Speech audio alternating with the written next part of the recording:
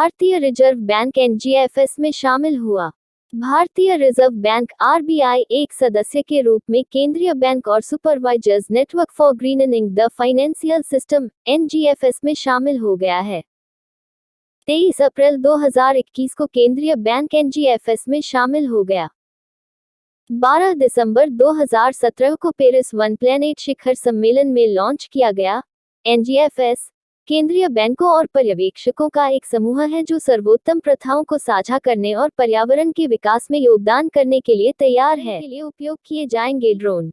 नागर विमानन मंत्रालय ने तेलंगाना सरकार को दृश्य रेखा के भीतर टीकों के प्रायोगिक वितरण के लिए ड्रोन का उपयोग करने की अनुमति दी है। यह छूट 1 वर्ष की अवधि या अगले आदेश तक के लिए मान्य होगी। 22 अप्रैल 2021 को मंत्रालय ने भारतीय चिकित्सा अनुसंधान परिषद को कोविड-19 टीके पहुंचाने के लिए ड्रोन का उपयोग करने पर व्यवहार्यता अध्ययन करने की अनुमति दी थी। 3 मीट्रिक टन चावल उत्पादन का लक्ष्य। सरकार ने खरीफ सीजन 2021-22 फसल वर्ष जुलाई-जून के लिए 104.3 मिलियन टन का रिकॉर्ड चावल उत्पादन लक्ष्य रखा है। चावल खरीफ मौसम में उगाई जाने वाली मुख्य फसल है, जिसकी बुवाई जून से दक्षिण पश्चिम मानसून की शुरुआत के साथ होती है। 2020-2021 में खरीफ सीजन में 102.60 मिलियन टन के लक्ष्य के मुकाबले चावल का उत्पादन 103.75 मिलियन टन होने का अनुमान लगाया गया था। सबसे लंबा पैदल यात्री सस्पेंशन पुल। दुनिया का सबसे लंबा पैदल यात्री सस्पेंशन पुल पुर्तगाल में शुरू किया गया है।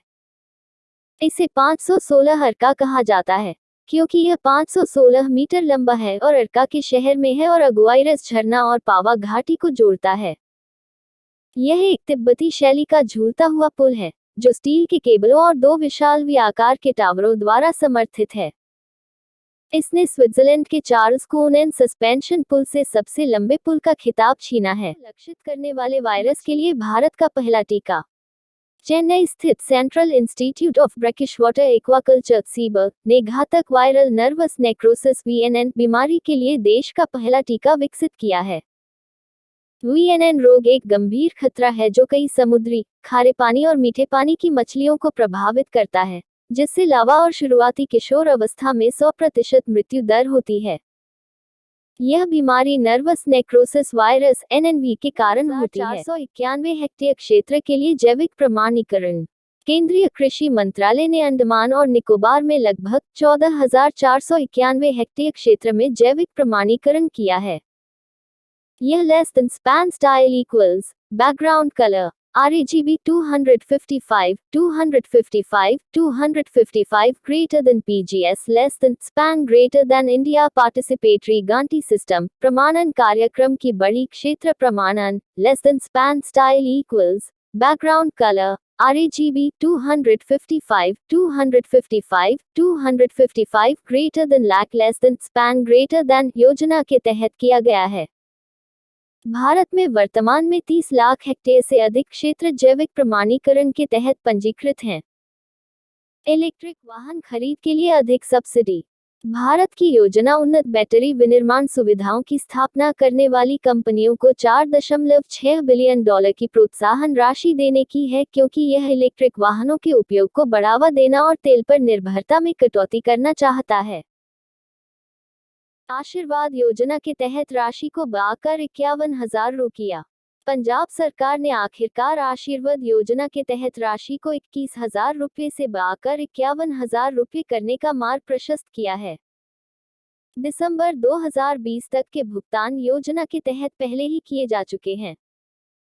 वर्तमान सरकार द्वारा योजना राशि में यह दूसरी बढ़ोतरी है, जिसने पहले शगुन योजना का नाम बदलकर आशीर्वाद योजना करते हुए सहायता को 15,000 रुपये से बढ़ाकर 21,000 रुपये कर दिया था। दिवस और गुजरात दिवस। 1 मई को हर साल महाराष्ट्र दिवस और गुजरात दिवस के रूप में मनाया जाता है।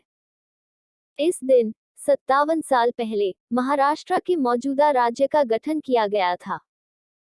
1960 में भारत के संसद द्वारा बंबई के बहुभाषी राज्य को गुजरात और महाराष्ट्र में विभाजित करने के लिए बॉम्बे पुनर्गठन अधिनियम पारित किया गया था। 1 मई 1960 को यह कानून लागू हुआ। अंतर्राष्ट्रीय श्रम दिवस 1 मई अंतर्राष्ट्रीय श्रम दिवस या मई दिवस हर साल 1 मई को मनाया जाता है। दुनिया भर में श्रमिकों और मजदूरों को समर्पित इस दिन को अंतर्राष्ट्रीय श्रमिक दिवस भी कहा जाता है। 1889 में अमेरिका में समाजवादी समूहों और ट्रेड यूनियनों के एक निकाय ने मई 1 को श्रमिकों के लिए एक दिन के रूप में नामित किया। यह 1886 में शिकागो में हेमाकेट के दंगों की याद में था। के पहले बैच के टीके। रूस ने जानवरों के लिए दुनिया के पहले बैच 17,000 खुराक कोविड-19 टीकों का उत्पादन किया है।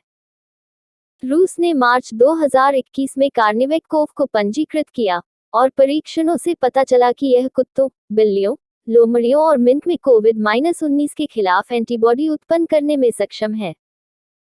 विश्व स्वास्थ्य संगठन ने मनुष्यों और जानवरों के बीच वायरस के संचरण के जोखिम पर चिंता बीमा दावों का निपटान करेंगे। Insurance regulatory and development authority of India (IRDAI) ने बीमाकर्ताओं को दावेदार से उपयुक्त दस्तावेज प्राप्त करने के 60 मिनट के भीतर कोविड से संबंधित कैशलेस दावों को मंजूरी देने का निर्देश दिया है।